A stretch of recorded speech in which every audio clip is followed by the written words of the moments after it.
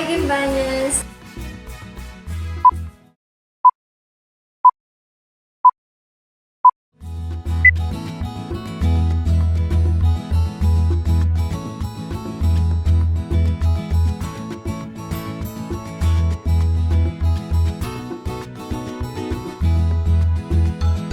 Ladies and gentlemen, once again crowning our new Binibining Gimba is Binibini Joel!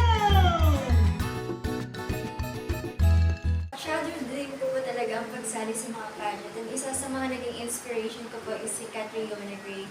Kasi when she walks on stage with confidence and poise po talaga. So that is something na gusto kong i-left din sa mga Gimbanyans. So that is something that I want to leave din sa mga Gimbanyans ko na ma-inspire sila na sumali din sa mga pageants. Because it's not all about beauty talaga. It's all about how you can inspire other people. And that is what I am doing right now. What I want to share po talaga sa mga Gimbanyans is yung story ko. I really came from a very humble beginning. I was exposed to bullying and that is something na nag-trigger po talaga sa akin sa mga anxiety ko and yung mga emotional breakdowns ko po. And na-lost din yung confidence ko. So, sa pagsali ko po ng Binibining Gimba, I gained really confidence. Nag-gain ko po yung sarili ko, na-redeem ko yung sarili ko.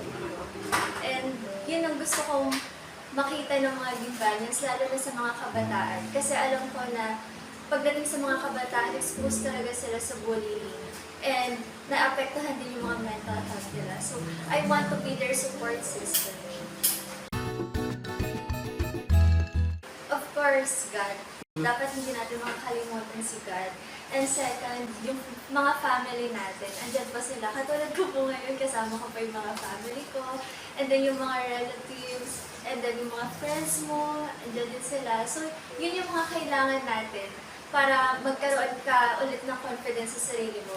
Have a great support system.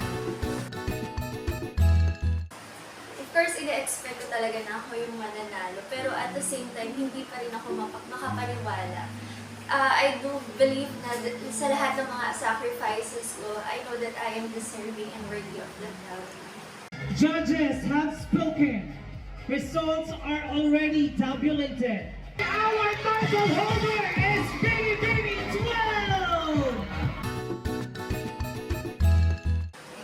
Hi, Gimbanyans! Thank you for supporting me since day one. It's such an honor po na ako yung pinili niyo po bilang Binibining Gimba, and I know that I'm going to wear this crown with responsibility and confidence.